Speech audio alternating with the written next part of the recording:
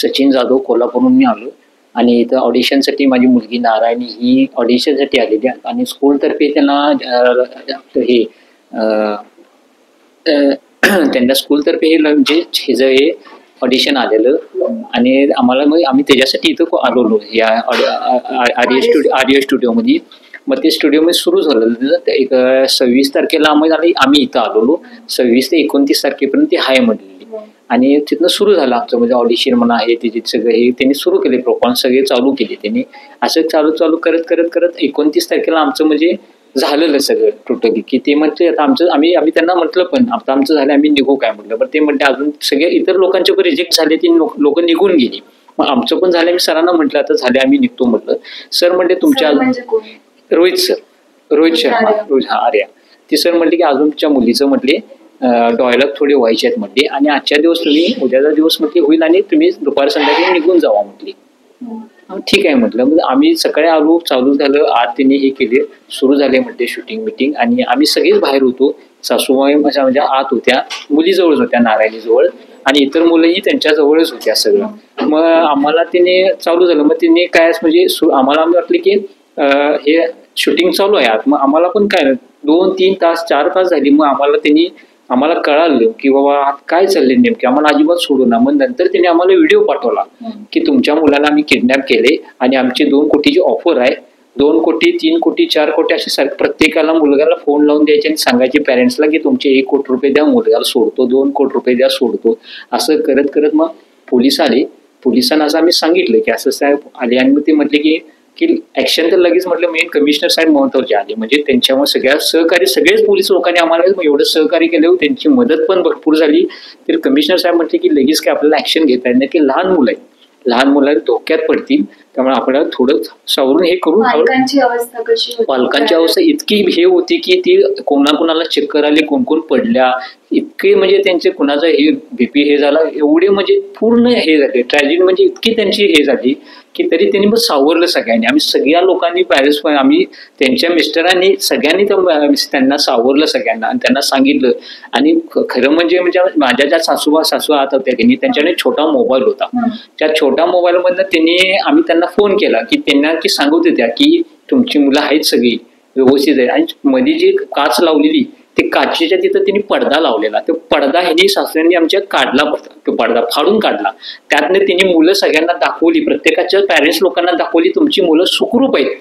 त्यामुळे प्रत्येक मुलांना आणि त्यांच्या पॅरेंट्सला आधार आला की आपली मुलं आहेत.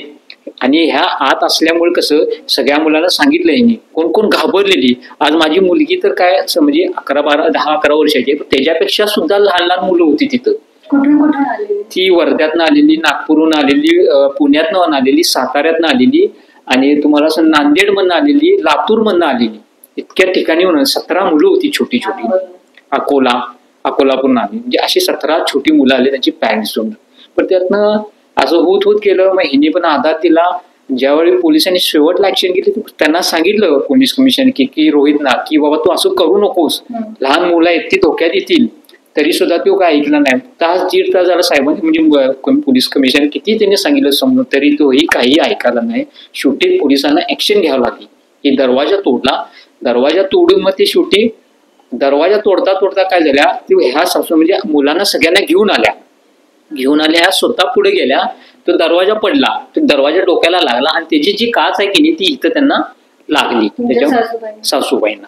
असं झालं. मग त्यांनी सगळ्यांना बाहेर काढलं आणि मग आम्ही यांना डायरेक्ट हॉस्पिटलमध्ये पोलीस लोकांनीच आम्हाला यांना की चला म्हणजे पहिला यांना हॉस्पिटल, कारण इतकं यांचं रक्त वाहत होतं की यांची कपडे सगळे रक्तानं वाहून गेले. माझ्या मिसेसचे पण कपडे रक्तानं पूर्ण हे झाले, चिंब झाले. मग आम्ही तुरंत रक्त हे करून निराली हॉस्पिटलमध्ये पोलीस म्हणले की इथं तुम्हाला ह्यांना घेऊन येणं गरजेचं. आम्ही ऑडिशन कशासाठी होती नेमकी? ऑडिशन म्हणजे हे सिलेक्शनसाठीच होती. म्हणजे काय ऑडिशन म्हणजे ऍक्च्युअली काय होते, एक सेकंड, काही म्हटले की आता तुमचं हे घ्यायला लागणार ना, शूटिंग होणार, त्याच्या आपली त्यांच्या मुलांची कुठं पण तयारी आल्या, कुठं पण काय करतील, ऍक्टिंग कशी, हे सगळं त्याच्यासाठी म्हटले.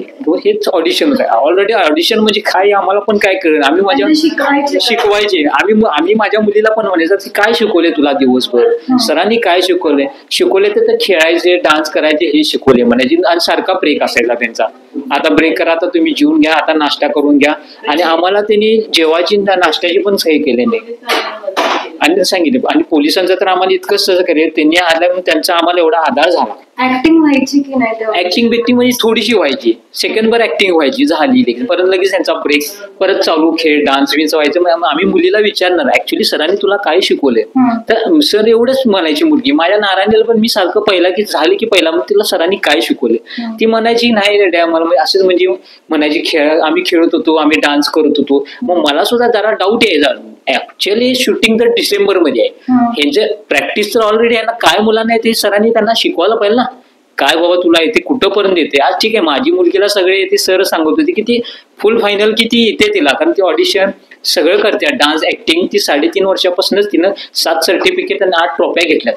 आज एकनाथ शिंदे साहेबांची तर ती फॅन आहे आणि तिने साहेबांना पण माहित आहे. आज ती संत गजानन महाराज, आता तिचा पिक्चर आलाय डॉक्टर हेडगेवार, तिचा पण आलाय डॉक्टर, परत तुळजाभवानी, असे तिचे सगळे इतर मुलांचं पण सगळ्यांनाच असंही नाही, सगळ्यांसाठी सरांनी त्यांनी घ्यायला पाहिजे. ते तसं काय मला दिसलंच नाही की आर्याकडे हे पण होतं, गन होती, गन केमिकल्स होते, असं घातक ठरू शकलं असतं. अशा नक्की घातक ठरू शकलं असतं. समजा बॉम्ब असला चुकून तिथं काय तर फायर बिअर झाले तर सगळं जळून सगळं पेट झालं असतं, टोटल सगळेच नुकसान झालं असतं, सगळी झालं असतं. तिथं त्यांनी फटाकड्या वाजवल्या, बॉम्ब वाजवला तिथं.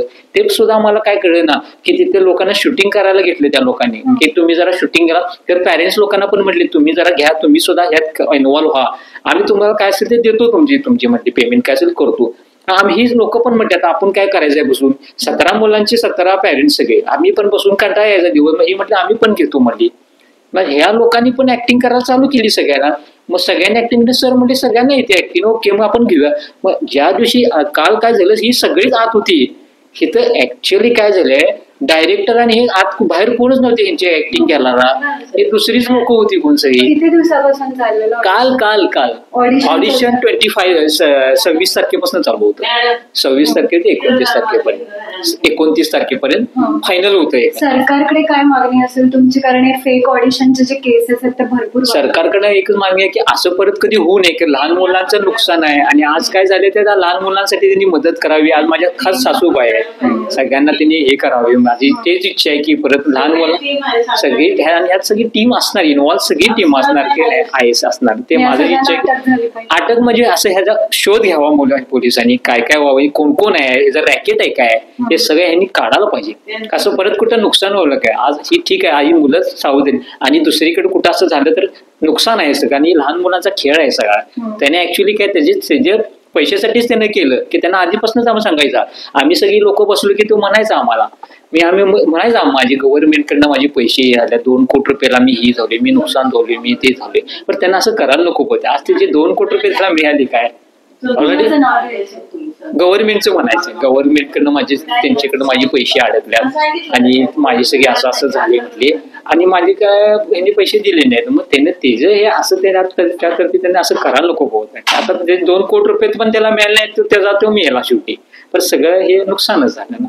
तसंच त्यांनी त्यात पिक्चरमध्ये त्यांना तो कार्यालय काढला असता तर त्याला 2 का 10 कोटी रुपये तिथं त्याला मिळाले असते, जर काम केलं असतं तर त्यांनी कष्टाने. पण लहान मुलांच्या त्यांना असा खेळ करायला नको होत. आज समजा चुकून आज मुलं आली सगळी तिथं, समजा बॉम्ब पडला असता, फटाकड्या वाजल्या तर सगळं जाळ पेट झाला असता, सगळेच हे झाले असते टोटून. त्यामुळे त्यांनी असं करायला नको होतं. आणि माझी सरकारकडनं असं गव्हर्नमेंटकडे पण मागणी आहे की ज्याच्या मुलांचे काय असेल त्यांनी मदत करावी. आज कुणाचा दवाखान्यात माझ्या सासूबाईंचा म्हणा, आम्ही पण सगळी गरीब लोक, आम्ही कोणीही नाही की 2 कोटी आणि 10 कोटी 1 कोटी रुपये पण आम्ही देऊ शकत नाही. आज त्यांना असं तिथं लहान मुलांपुढे खेळ केला की 1 कोटी रुपये द्या आणि मग तुमच्या पालकांना पाठवा, असं त्यांनी करायला नको.